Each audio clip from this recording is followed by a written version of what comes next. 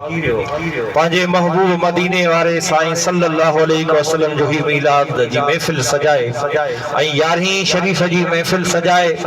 उनमें मोरन जहिड़ा मेहमान घुराए हिन महफिल खे 4 चंड लगाए छॾिया आहिनि जिनमें असांजो हर दिल अज़ीज़ हिन महफिल जो मोर साईं डॉक्टर मोहम्मद रफीक लाखो साहब, हाजी बेजार खान चांडियो साहब, रईस मोहम्मद बख्श चांडियो साहब, रईस मोहम्मद बख्श उर्फ भुट्टो, वाहिद बख्श चांडियो साहब,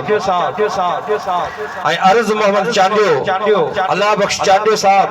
हाफिज मंजूर अहमद चांडियो, अली नवाज चांडियो, रईस शहजाद, रईस मुजीब खान खोसो असांजे हिन सकन जा दीवान बिरादरी जा असली सोनारा हासू मोती उन जा पोटरा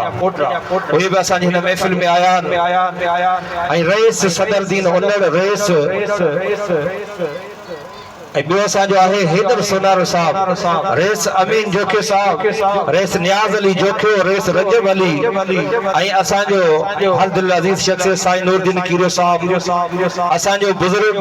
असांजे बिरादर जो तमाम मोहतरम मामा मुरीद कीरियो ऐं असांजे ॻोठ मजीद कीरियो जो हाजी मोहम्मद हसन कीरियो उन खां बाद में असांजे तमाम प्यारी शख्सियत असांजी महबूब शख्सियत साईं मज़हर अली सोलंकी साहब ऐं ॿिया जेके भी असांजे हिन पिंडाल में नंढा वॾा गरीब अमीर ओरे परे जा ॻोठ जा ओसे पासे जा जेके भी कही आया आहिनि सभिनी खे ऐं वज़ीर अली कीरियो जे तरफ़ां उनजे पुटनि जे तरफ़ां असां इंतज़ामिया जे तरफ़ां दिल जे गहरान सां भलीकार पेश कयूं था। अल्लाह तव्हांखे ख़ुश ऐं आबाद रखे जो हिन गरीब मिस्किन जी दावत क़बूल करे हिन जे अंगण खे अची उजारियो अथव इंशाअल्लाहुल अज़ीज़। जे महबूब मदीने वारे साईं जी हीअ मेहमान नवाज़ी हुन कई आहे उन मेहमान नवाज़ी मां असां तव्हां भी भांगो खणी वेंदासीं इंशाअल्लाह। सच सुभान अल्लाह। हाणे मुख्तसर नाते रसूल मक़बूल असांजे हिन ॻोठ सांदकीरे जो ख़तीब पेश इमाम साईं हाफिज मोहम्मद इदरीस कादरी साहब हितां जे हिन अवाम जी ख़िदमत करे रहिया दीन जी ख़िदमत करे रहिया उनके ही ज़ेरे निगरानी ज़ेरे सदारत ही प्रोग्राम हली रहिया उनखे गुज़ारिश आहे त मुख्तसर बिन मिसराउनि जे लाइ हिक त नाते रसूल मक़बूल सल्लल्लाहु अलैहि वसल्लम जे पेश करण जी सआदत नसीब हासिल करे साईं जन जो इस्तक़बाल नारन सां नारे तकबीर बुलंद आवाज़ सां हथ मथे खणी झूमी नारन जो जवाब दियो। नारे तकबीर, नारे रिसालत, नारे तहकीक, नारे हैदरी, नारे पीर, सरकार जी आमद, दिलदार जी आमद, सोहरे जी आमद, मदनी जी आमद। सुभान अल्लाह। सभी पढ़ायो सल्लल्लाहु अलैहि या दोस्तों टाइम घणो थी आहे बस हीअ हिकिड़ी नात पढ़ी करे चो त दोस्तनि ज़ोर भरियो मुंहिंजो त इहो ख़्यालु हो त साईं जन खे बयान जे लाइ मां सभु कया सल्लल्लाहु अलैहि या रसूल अल्लाह वसल्लम अलैका या हबीब अल्लाह। है कल निमाणी कूंज उडाणी वही पुनल जे पार दे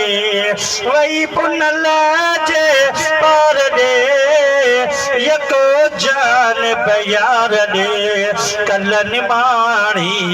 कूंज उडाणी वही पुनल जे पार दे उनके पंजो हंध याद पियो मूंखे मोहम्मद याद पियो उनके पंजो हंध याद पियो मूंखे मोहम्मद याद पियो कल निमाणी कुंज उडाणी वही पुनल जे पार दे ओ कुंज त वही कर काक दी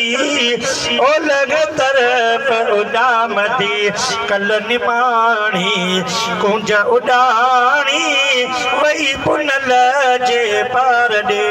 पकी मन सर ते पुनो आज गुलामी नबीर नो है कल निमाणी कुंज उडाणी वही पुनल जे पार दे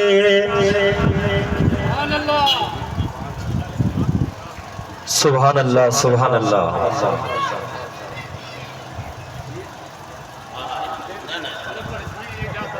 सुभान अल्लाह। असांजे सकण जो मशहूर मौरू सना खान मोहतरम जनाब इमदाद अली